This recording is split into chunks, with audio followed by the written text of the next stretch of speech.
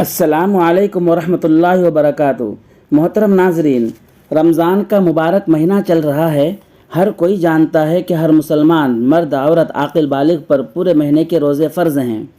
एक रोज़ा भी जानबूझकर छोड़ने से सारी उम्र भी क़ज़ा कर लेने से वो फजीलत हासिल नहीं हो पाएगी। लेकिन कुछ लोग, कुछ भाई और बहनें अपनी परेशानी और बीमारी की वजह से मजबूर होते हैं, जिसकी वजह से रोज़ा नहीं रख पाते हैं। तो अब वो क्या करें? तो आइए हम दारुल उलूम देवबंद का फ़तवा देखते हैं। दारुल उलूम देवबंद से कोई साहब फ़तवा पूछ रहा है। आप स्क्रीन पर देख सकते हैं कि हमारी माँ बहुत बूढ़ी हैं, रोज़ा नहीं रख सकती हैं, उनके 30 रोज़ों का फ़िदिया कितना होगा?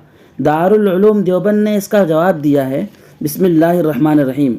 अगर आपकी वालिदा इतनी कमज़ोर नहीं हैं कि वो छोटे दिनों में भी रोज़ा ना रख सकें, तो रोज़ों के बदले फ़िदिया का हुक्म ना होगा, बल्कि छोटे दिनों में रोज़ा की क़ज़ा लाजिम होगी। अलबत्ता अगर आपकी वालिदा इतनी ज़ईफ़ हो चुकी हैं कि उनमें छोटे दिनों में भी रोज़ा रखने की इस्तिताअत नहीं है, तो इस सूरत में रोज़ों के बदले फ़िदिया दे सकती हैं। एक रोज़ा के फ़िदिया की मिक़दार एक सदक़तुल फ़ित्र यानी निस्फ़ सा, तकरीबन 1.25 किलो गेहूँ या उसकी कीमत है। इसी हिसाब से 30 रोज़ों का फ़िदिया निकाल दें। ये था दारुल उलूम देवबंद का फ़तवा। यानी रमज़ान में रोज़ा न रख सके, कमज़ोरी और बीमारी वगैरह की वजह से, तो आम दिनों में या छोटे दिनों में क़ज़ा कर ले, और अगर क़ज़ा करने की भी ताकत नहीं है तो फ़िदिया दे सकते हैं। यानी जितना सदक़तुल फ़ित्र दिया जाता है उतना ही एक रोज़े का फ़िदिया होगा।